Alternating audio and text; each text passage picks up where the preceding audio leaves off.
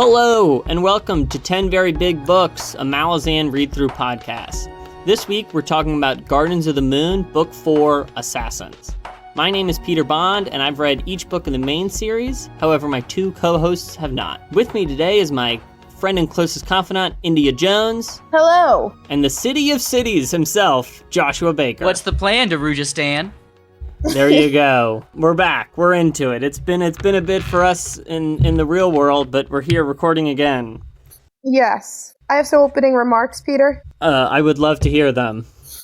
So I just want to share that I'm back to the audiobook, and I learned that you just have to listen when they're reading to understand what they're saying. That sounds like common sense, but I swear it's not. It does sound like listening would help with the audiobook. All that to say, though, I'm back and I'm better than ever. I understand this book completely.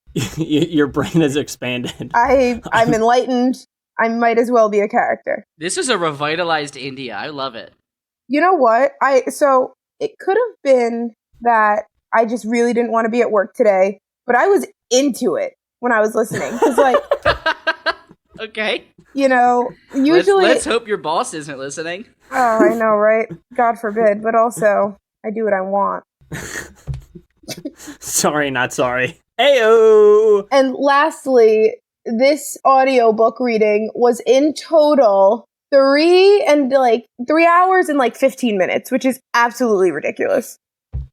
Indy, I appreciate that. I just want to jump back to the sorry, not sorry thing. It doesn't feel like it got maybe the kudos I was looking for. Sorry, get like it? that song. Like that sorry. Song. No, it's like sorry the person.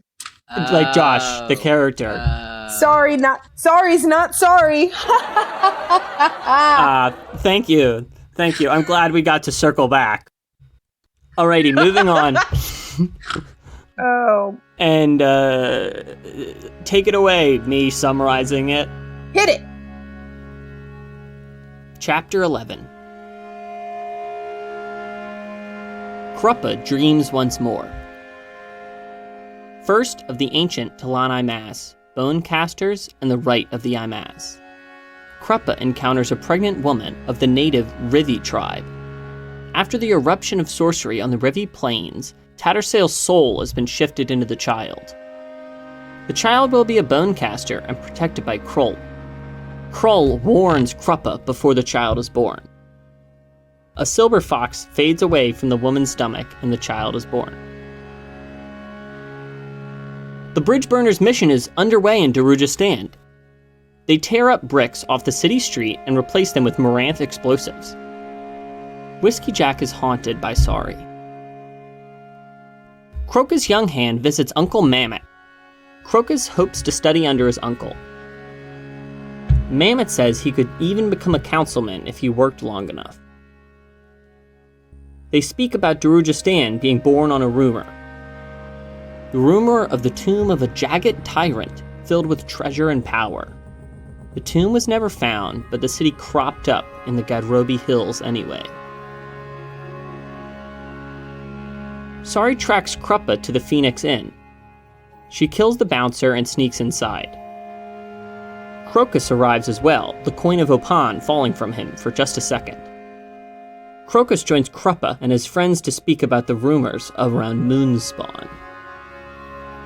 Cole suggests dragons live inside. Elsewhere, Kalam and Quickben work separate from the squad. Whiskey Jack has suggested contacting the local Assassins Guild, offering them a contact to kill the city council. However, it appears someone has beat them to the punch. Kalam suggests a name he has heard, the Eel. Quickben plans to lure Ascendants to Darujhistan and uses the Path of Chaos to slip into the Warren of Shadow, hearing the howling of hounds.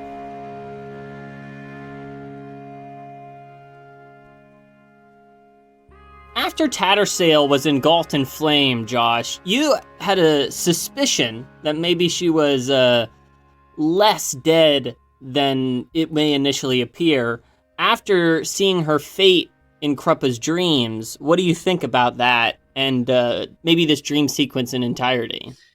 Well, number one, I was right, so feel pretty good. Feel pretty good about that. touchdown. Yeah, number 2, Kruppe is just the wildest fella. Because he's just...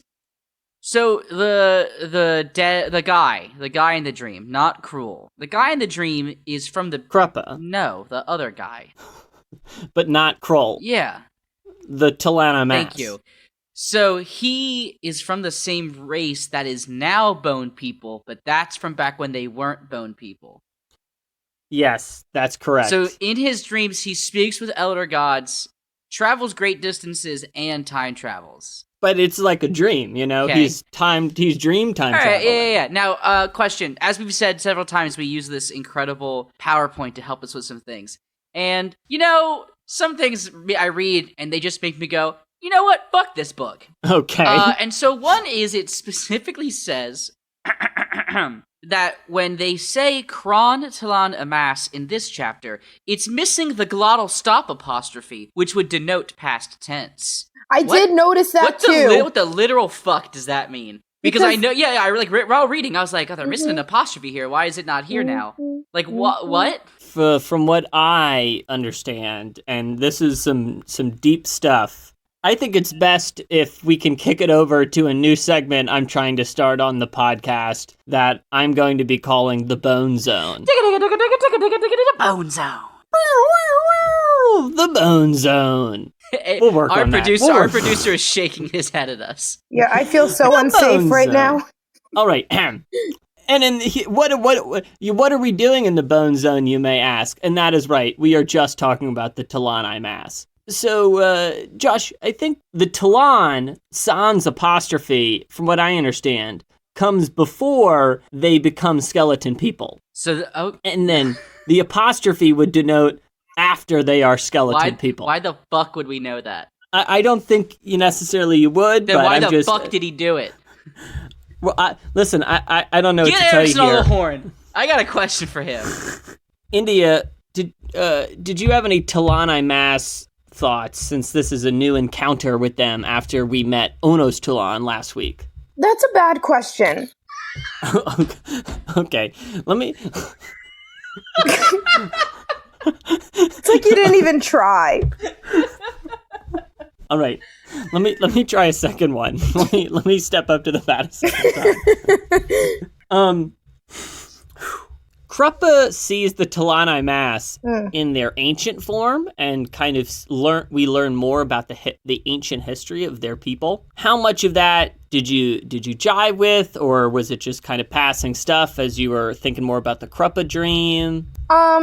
Yeah. So my thoughts were, I felt like the whole first, 10 minutes could have been an entire chapter. There's just so much information packed into it. There's a lot of stuff going on in the dream. So I was having some trouble understanding the difference between the Talan and the Pra. Yeah. So see, I actually wrote down a sentence that I found to be terrifically confusing.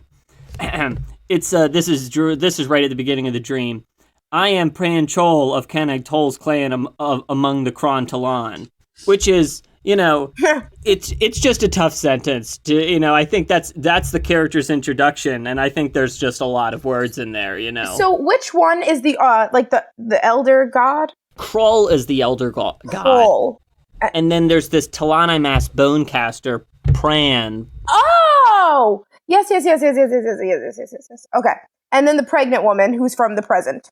Or the future, yes, or whatever. The pregnant woman's from the present with the kind of reincarnated Tattersail baby. Now, So, question. Shoot. Is she from the present or the past present? Like, is she from, the exact present, or is she from, 20 years ago, and actually Tattersail 2.0 is alive in the world already, an adult?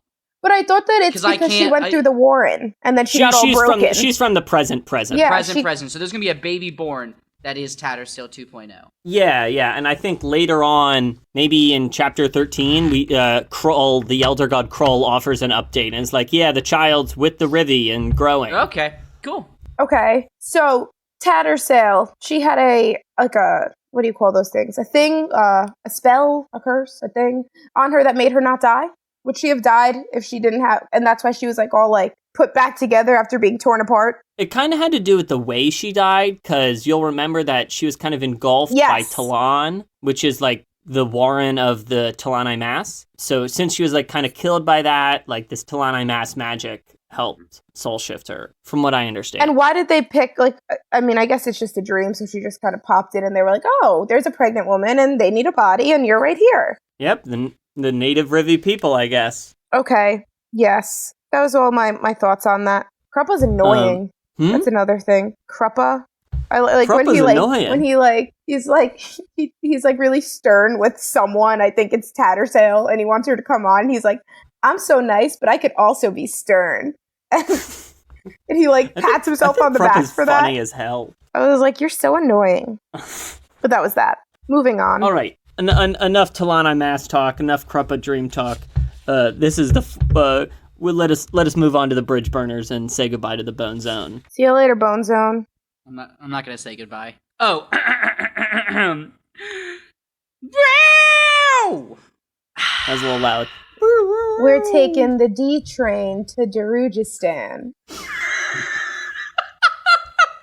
All right. As Kruppe leaves Mammoth's estate, he sees this crew of people working on the roads, but then what's that? It's the Bridgeburners. They're putting the bombs in the street. Yes. Whiskey Jack is feeling particularly reminded of his haunted past. What did you think about Whiskey Jack seeing sorry and kind of his reflections on his own violence? Yeah, okay. So I loved that part. Me too. Yeah, which is surprising for me to ever say that because I hate everything about this book. So this chapter was a revelation. But yeah, I really liked it because he doesn't exactly know what the situation is with Sorry, but he knows that it's like not good. And he's like, oh, she looks young, but I can tell that she's old and she's done some shit and she's seen some shit that she shouldn't see. She shouldn't have seen to be just like this 17-year-old girl, which I thought she was older than 17. Nah, she's 17. And he's like, she's not necessarily bad looking. Like, she's a pretty girl, but she's not just a girl, but I don't know what exactly she's been through. Which I think, and then he's like, I wonder when I see the deadness in her eyes, like, I've done the same things and I don't want to be, a bad guy. I'm a good guy. And I pulled a quote if I can read it. Please. In the empty eyes of this child, he'd seen the withering of his own soul. The reflection had been unblemished, with no imperfections to challenge the truth of what he saw. I loved that. I think that this isn't a life that he would have, I think he liked it, but he's really just kind of questioning his humanity at this point. And, I do feel sorry for Sorry, and we'll get to that later, but you learn a little bit more about her now, and I'm just like, no wonder she's dead inside, kind of. Yeah, she's kind of a husk in some way. Yeah, but also not, but we'll get there. Yeah. Josh, what did you think about the Bridgeburners now that we're catching up with them on their mission? Back with the boys. The boys. Again, every single time I'm with the Bridgeburners, I like them more and more. They're just like, as I've said, in any other book, they would be the entire set of protagonists. And they're very, I don't know, they're, as much as this part was kind of lingering on like the dark parts, just gotta love them. Also, do love that they're just like, yeah, definitely a road crew. Super chill. Important road stuff. Like, I guess Darujhistan has lax zoning laws. That was my thought. Like, this place seems like pretty, like, solid in terms of, like, how the order of it goes. But they're just like, yeah, fuck it. I guess we're tearing up the road today. No questions. And no one questions it. I think Darujhistan's probably just so big that, like, yeah, I mean, listen, it's 2019, and if I walked out... What? It's 2019. Okay, continue. Yeah, it's like 2019. If I walked out of my apartment and like my sidewalk was gone and there were a bunch of guys in vests, I'd be like, huh, all right. So I guess so. I guess it works. They're not replacing this with explosives. Yeah, that's ridiculous. Josh, after that, we catch up with Crocus, and he's stopping by to see his uncle. Talks about Darujhistan and wanting to become more reputable. What did you think about this whole sequence? I really like this sequence because, we've only seen Crocus a little bit back in book 2, I think, right? Yeah, we saw him then, and I mean, really, he's just presented as like a thief, gets lucky a couple times. We don't really learn a ton about him, it feels like. And you learn that he's got like this weird uncle with like a little demon pet or whatever. Yeah. A monkey. I didn't realize that like Crocus isn't noble or royal, but he is like high enough class to like, it sounds like pretty easily climb the social ladder of Darujhistan. So I found that interesting that he's like, that's what he's born into, but he's so far been going this thievery path. So I don't know, it's interesting. I didn't expect that. In India, what did you think about this little conversation? And any thoughts about the rumor that Darujhistan is born on? That's what I was going to get into. And that was like something about the Jagat Tyrant. There was like this big war, and people actually ended up settling, or maybe it wasn't a war. Maybe they were just trying, I don't know what they were trying to do. They were trying to find them, I think. And they just ended up settling in Darujhistan and made Darujhistan because they couldn't find this ancient place. But my thing is, what was even the relevance of bringing that up? I mean, are they going to find it? Is there something important there? Did they say that and I missed it? Who knows? Well, don't they? Because I know they're, because aren't they currently looking for it now as well? Or someone is? Well, hold on. Hold on. Can I think we're gonna get into that next chapter, India. I think more gets expanded on next chapter. Okay. Yeah, I know it's mentioned somewhere. Yeah, and I just don't know. I'm pretty sure it's 12 and 13 that we like get. We keep going with that. Yeah. Okay. But I do think Krull talks about it. I forget what he says when. Well, anywho's moving straight along in the chapter. The two final things kind of really happen. We see Sari track Crocus over to the Phoenix Inn and kind of stares at him and is being a kind of creepy little lady. Kills a dude going into the bar. Josh, any hot takes? Sorry, not sorry, man. Sorry, not sorry. I don't know. I mean, it's pretty on brand for her. Also, whoever owns this inn, like, do you think they hate their life or think they're the luckiest person? Is it both? I think both. I like how we see Mies and Arilta, the two kind of like barmaids. Oh yeah, they're fun. Like when the bouncer dies, I like how they're like, oh, like whatever. This is like, we're cool. And I guess this will lead us into our next chapter. India, at the very end of the chapter, we see Kalam talk about contacting the assassins and Quickben slipping in to the Warren of Shadows. What did you think about this little conversation the two of them have? At first, I was like, why is he doing this? And I still don't really, like, going into the second chapter, you learn like what he's asking for, but I still don't did he only go there, and I guess this is going to lead us into chapter 12 anyway, but did he only go there to find out the shadow place? Let me re-answer that question, because but I still don't, he went there and he was just like, please don't kill me, so I don't... Let's just go straight into it, right? Yeah. I think so. All right. Chapter 12. Kruppe studies in the chamber of Mammoth, reading about the crippled god. He wonders about Cole's comment about Moonspawn's dragon and how to catch his stalker. Mammon arrives and the two wonder why Crocus would want to start pursuing education. The great raven Crone tells Baruch of the mad puppet over the Rivi Plains. Baruch suspects the Malazans to be searching for the rumor of Darujhistan, the barrow of a Jagat tyrant. Quickben is escorted in the Warren of Shadows by Blind and the other hounds. He proves himself to Shadowthrone by naming all of the Hounds of Shadow. He is a former acolyte of House Shadow. Shadowthrone reminds him that the price of desertion is death. However, Quickben strikes a deal. He blames Hairlock for the wounding of Gear and promises to provide the puppet's location if Shadowthrone absolves him. The god agrees to the deal, but realizes Quickben's identity just before the wizard escapes. Quickben returns to his body, recounting this to Kalam. Sari appears. Kalam is unsure how they were found. Quickben believes she is possessed by Cotillion, assassin of High House Shadow. Sari tells them to contact the Assassin's Guild. They should go to the Phoenix Inn.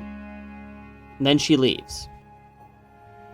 Quickben and Kalam follow her advice and head to the Phoenix Inn. Kruppe meets with Baruch, delivering the word of the eel. Baruch questions Kruppe about the identity of Darujhistan's preeminent puppet master. Much of the city seems to answer to the eel. Resolved in protecting the coin-bearer, they agree to send Crocus out of the city. At the Da'arl estate, Crocus plans to return the jewelry to Chalice's chamber.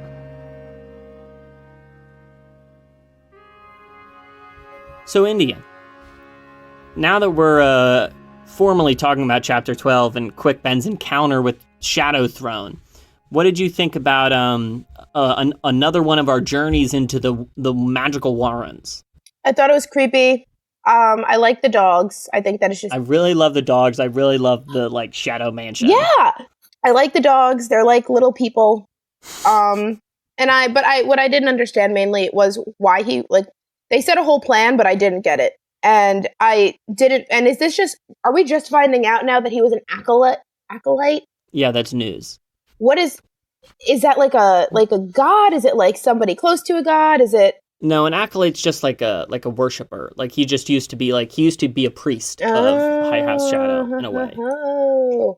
So did he literally just go there to be like, please don't kill me, I have shit to do, but if you don't kill me, I'll give you hair lock?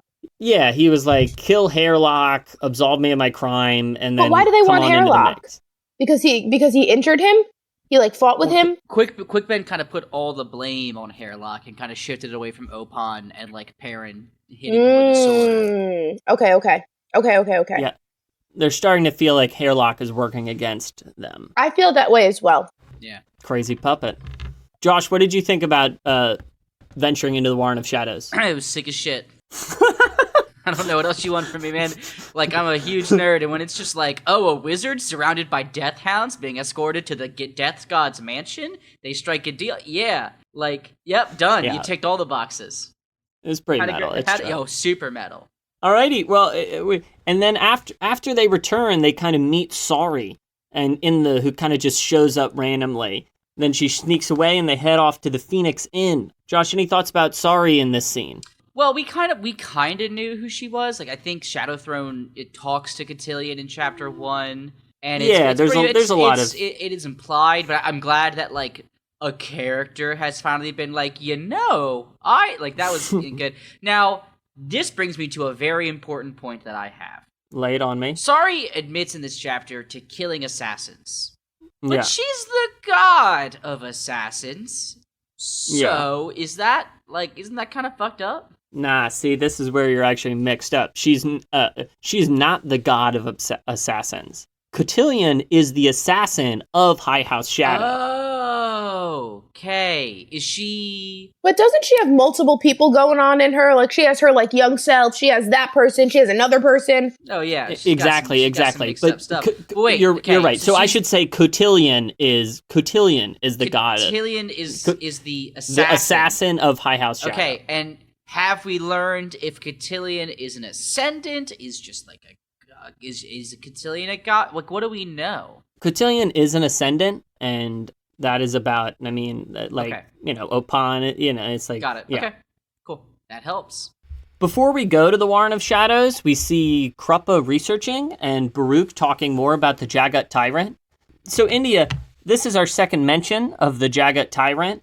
Do you have a good idea about what those two words mean put together? No, I don't. Josh? Yeah, Jagat Tyrant? Well, because the one... I think I've had this exact question, and I've asked it on another episode, and I fucking forgot. Isn't one of the Bridgeburners a Jagat? No. What? One of the Bridgeburners is a Barghast. That's okay. So, are Jagats giants? No, they're one of the 4 founding races of the world. All right, the language they used to describe Jagats, I really thought they were like a giant race, and I was really confused. Well, they are slightly taller than humans. Okay, but that's not their defining features. All I've got is that there probably was a real strong Jagat. Maybe, I don't know. Well, they gotta find them. That's all I know. Well, in short, the Jagat were one of the 4 founding races. The Talani Mass are another one of them. Mm-hmm. Didn't they fight? And they did fight. They were in a forever war. And the Jagat... The Jagat are still alive, right? Didn't the Talana Mass leave for that long time to go wipe out some Jagat? Yeah, they're in this forever war. The Talani Mass have killed a lot of them. Okay. And the Jagat generally are loners. They live by themselves because they abhor society, from what I understand. But near Darujhistan. Well, the Jagat Tyrant's tomb was near Darujhistan. One Jagat decided to be a tyrant and rule over people, which is very un-Jagat-like. Was Lorne attacked by Jagats, or was she attacked by Barghasts? No, Lorne was Oh, I feel so relieved. They did talk about it. Lauren is on her way to look for the tomb of the Jagat tyrant. Yeah. That's what I meant with the two people. Yeah. Yeah. Okay. But wasn't she attacked by Jagats? No, she was attacked by Barghast. Okay. God, those two, I get them mixed up a lot. I think I'm going to continue doing so. I get everything mixed up. Lauren is on her way to search for this tomb of this ancient Jagat ruler. Got it. Alrighty, thank Christ. Moving on. The chapter ends with us seeing Crocus preparing to climb into Chalice's room. Before we jump into the next chapter, we hear once more about the mysterious eel. Josh, any eel thoughts? 2 called shots. One that's vague and one that's specific. Called shot number 1, we've already met the eel. Call shot number 2, Kruppe is the eel. India, any called shots? No called shots. You know what? The eel is the jag hut. The jag hut. Holy shit. That's what it is. You will see. All right, I'm glad we had the chance for Josh to call these shots. Anyway, upward and inward, Crocus climbs into Chalice's room for Chapter 13. Chapter 13. Quickben and Kalam arrive to the Phoenix Inn, spotting the assassin Ralik Nam. Quickben casts 2 spells on Kalam and track Ralik. Ralik meets his handler Ocelot at the harbor, certain he is being followed. 12 assassins descend from the sky. 2 ambush Kalam and Quick. A fight ensues. Quick escapes and Kalam loses track of Ralik Nam. Ralik and Ocelot hide, but are attacked by the assassins as well. They defeat them and notice the assassins' bodies disappearing. They escape, sorcery flaring in the sky. Sari hears the voices of Cotillion, an Itkokan fisher girl, and the seer Riga. She stalks Crocus across the city, following to the Diarl estate. She kills a guard and watches him break in. Inside the estate, Crocus returns to Chalice's chamber. Chalice wakes and tells him where to return the jewelry. Crocus introduces himself and tells her one day he'll be a proper, formal suitor. Chalice tells him that the guards are coming. He leaves, but not before seeing Sari. On the rooftops, Kalam battles a wizard. He opens a vial from Teshrin. The High Wizard has imprisoned demons within, and Quickben frees one. The demon attacks the assassins, who are revealed to be Tisti Andy. Ralik thinks of the Assassin's Guild, his ambitions to climb in it and meet its leader, Thorcan. He meets with Crocus and warns him about the ambush from the sky. Murillo joins them, saying they're going to head out of the city on Baruch's order. Ralik plans to stay. Anomander Rake has dispatched the demon and observes the casualties of the Tisti Andy's ambush. Quickben and Kalam meet up with the Bridgeburners, who have finished planting the munitions. They surmise that the Tisti Andy are the ones killing Darujhistan's assassins, and Whiskey Jack considers how else they could eliminate the city council. Sari follows Crocus, seeing his protectors, Cole and Murillo, and watches Kruppe escort them out of the city. She follows. Anomander Rake returns to speak with High Alchemist Baruch. The Tisti Andy have been killing the assassins to prevent the Malazans from using them. Baruch chafes at not being informed. Anomander Rake's sword groans with the sounds of chains. Kruppe speaks with the elder god Kroll in his dreams. Kroll says that the child Tattersail grows quickly. Caladan Brood and his Rivi protect her. Through the deck of dragons, Kruppe sees the Knight of High House Darkness.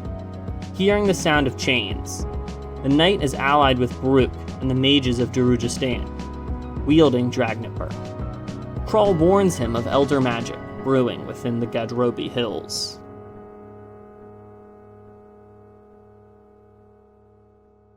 Let's do it a little differently. Josh Baker. A lot of things happen in this chapter. Crocus, Tisti, assassin battles.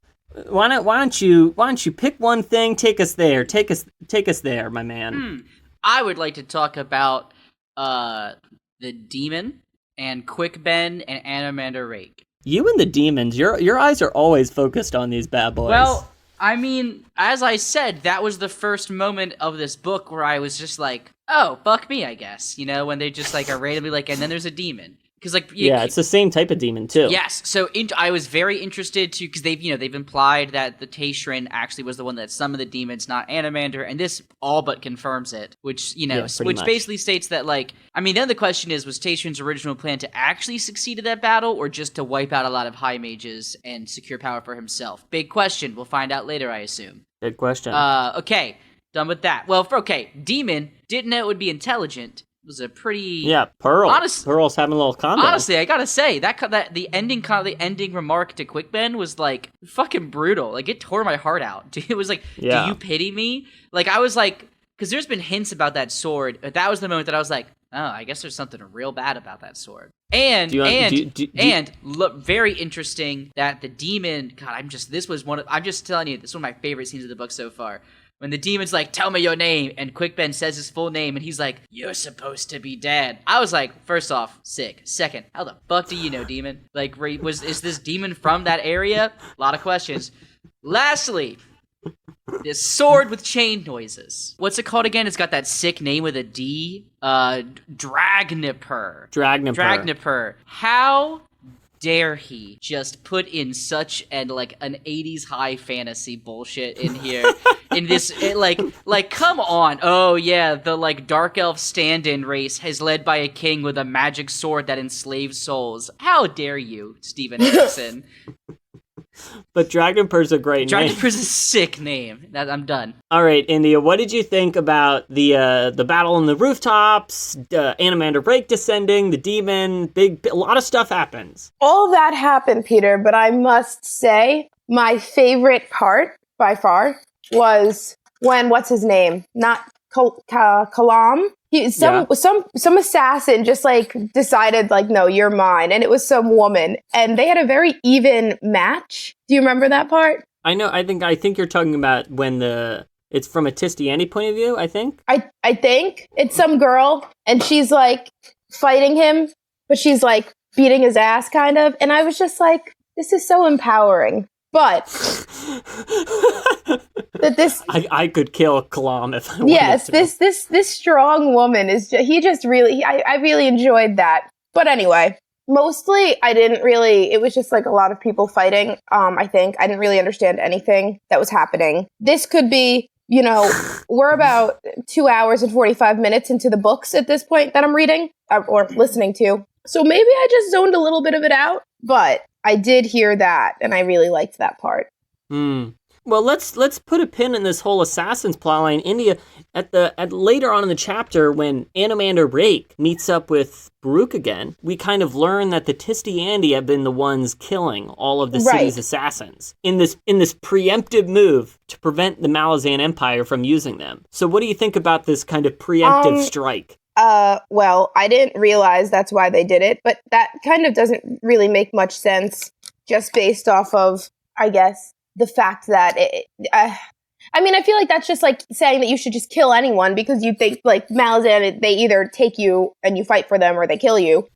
So actually, it really wasn't that bad of an idea now that I think about it, because regardless, it would have ended one of two ways, and they just chose to fight them now instead of later.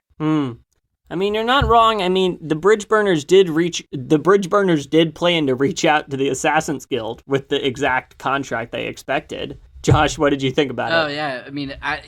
This motherfucker's out here playing 4D chess. What's up? Animander Rake knows what's up. That's for sure. This fool's been around the block. At the end of the chapter... Guys, I have to confess. No, I didn't come up with 4D chess. I read a fuck ton of Game of Thrones articles this week, and one of them used 4D chess 8 times, and I just really wanted to put it in there. I didn't come up. Josh, I didn't think you invented the phrase. I just want to set the record straight. Okay. I've never even heard of 4D chess. I just kind of let it go over my head and stay there. But so you did think Josh had invented the phrase? I did. But Josh, I appreciate your honesty. It makes me have a lot more trust in you for the future.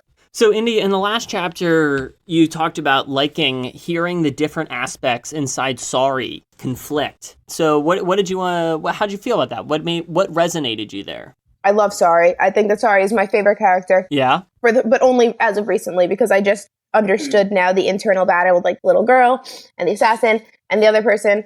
And it's like for a brief second, whoever is in control, which I think is the assassin person. Yeah, the patron of assassin. Yeah. Cotillion. They lost control a little bit of Sorry.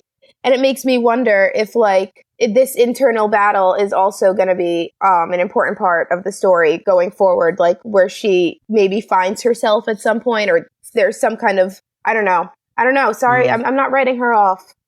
Yeah, India is starting to get invested in this specific character. I really like Sorry. I think she's going to turn good at some point, honestly. Josh, any Sorry thoughts?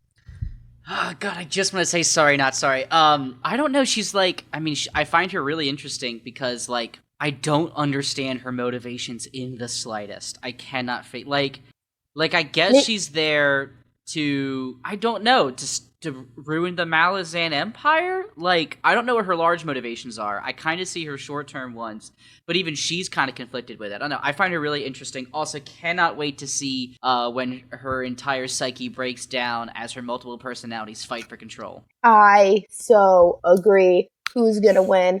In that last chapter, like, they said like a little kid cried out, and I felt so bad. Like, quietly, though, like you couldn't really hear it, and it's like, they're coming. They are coming out to play. Her name is Sybil, not Sorry. That's a reference from A Girl with Multiple Personalities. It's a movie. It's really good. But yeah, I'm glad you footnoted the reference. Yeah, no problem. Just in case, check it out. And then she's stalking Crocus to the D'Arl estate, and he returns and puts the jewelry and kind of has his second encounter with this noble woman. Josh, what do you think about Crocus's shots with seducing young Chalice D'Arl?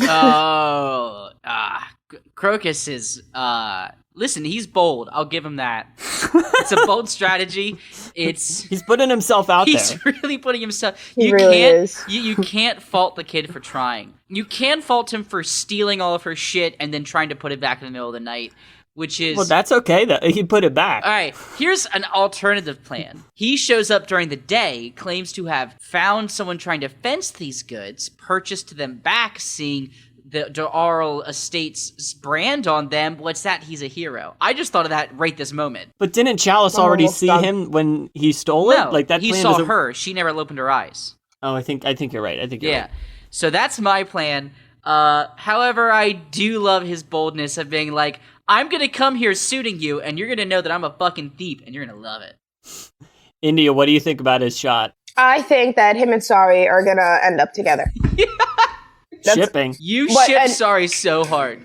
I do. And I also think it's worth mentioning, when Sorry was, like, following him around, it just, for me, that doesn't really, like, align with what she's been doing, like, following a young man around. I know he's the coin person or whatever. The coin bearer! The coin bearer. Yeah, oh, yeah, so I was close. I think that we completely...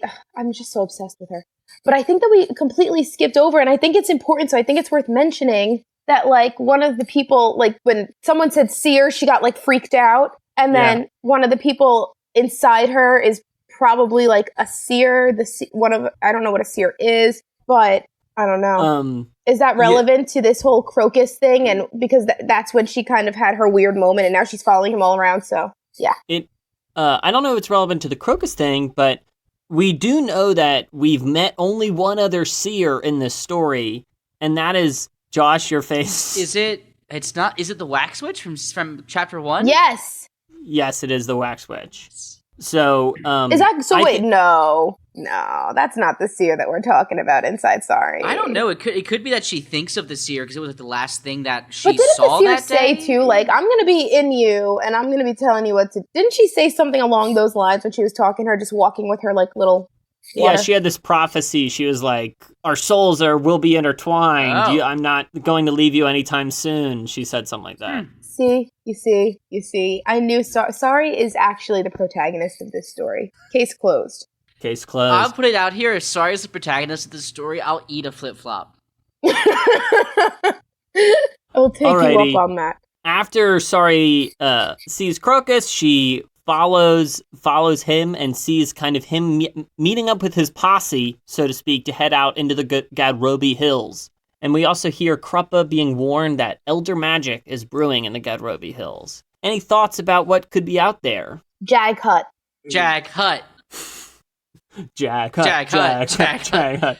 I think we're gonna stumble across a jagged tyrant. Me too.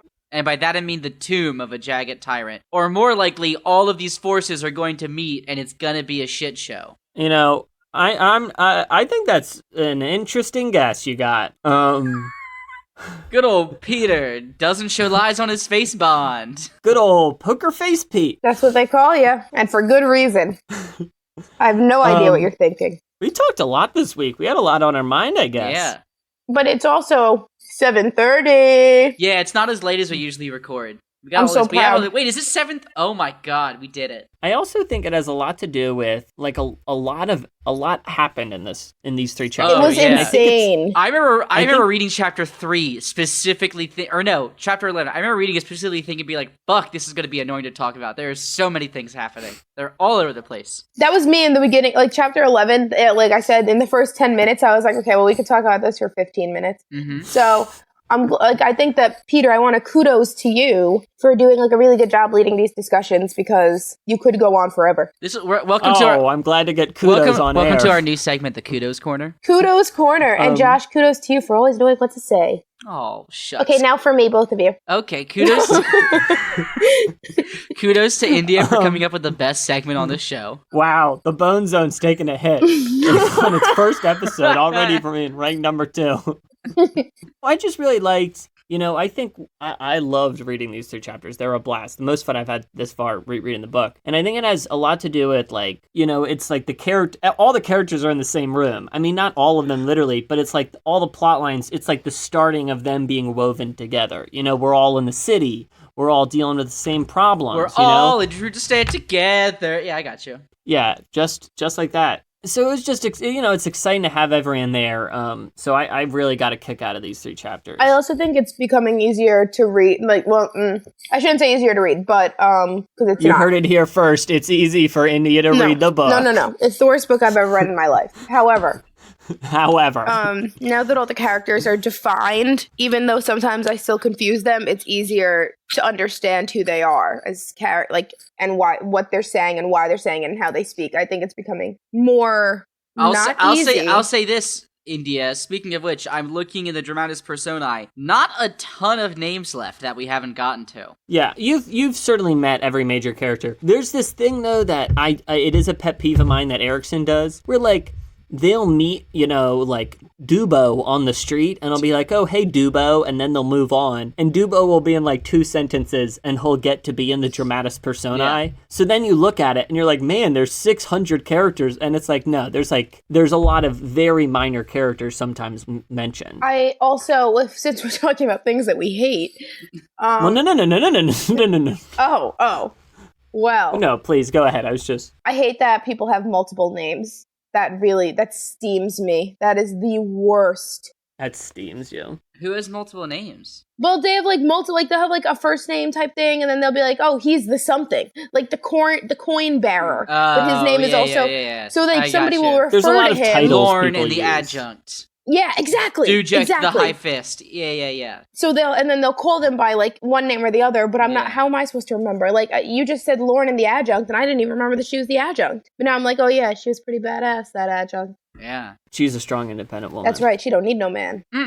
Before I ask for any predictions, because we're about halfway through the book now, I did want to read my favorite Kruppe quote from this week, and it is when he is reading about the crippled god, he feels like the passage is too verbose and stands up and says, brevity. Kruppe prays for brevity, which I think is a deeply ironic line. So I don't get it.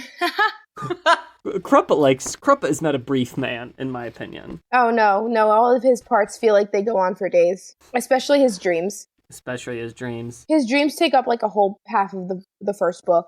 Not really, but you know what I'm saying. Alrighty, let's wrap this bad boy up. Let's wrap it. As always, we're 10 Very Big Books on Twitter and at Gmail. If you like our podcast, let someone know, subscribe, tell a friend about it. Let us know what you think about the show or the book. We'd love to hear. And before we go, as always, we've had a few called shots this week, but India, do you want to hazard a prediction for what's going to happen in the Garobi Hills? In the Garobi Hills, we are going to find the ongoing battle between the Takhamiman and the Jat Huts. and we are going to actually have a victory. Josh? I seriously hope that the trio from Darujhistan links up with Lorne and Tool, but they don't know they're enemies, and there's like a sweet chapter of them chilling, and then like the end of this book is them realizing. I'd be pretty hyped. That's a really good one. I've read a lot of fantasy. Well, I guess we'll have to see what happens. I'm feeling mine's going to be the one, though, guys. As always, thanks for listening. See you soon. See you soon. Bye. See you soon, Gardens of the Moon.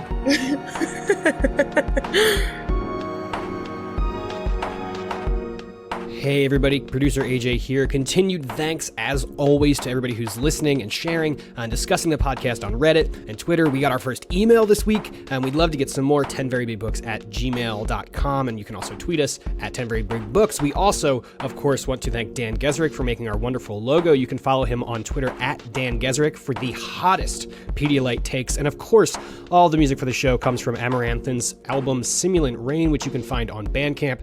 Links to their pages will be in the show notes, and 10 Very Big Books will be back in 2 weeks on July 5th as our heroes make their way to the Gadrobi Hills. Thanks so much for listening.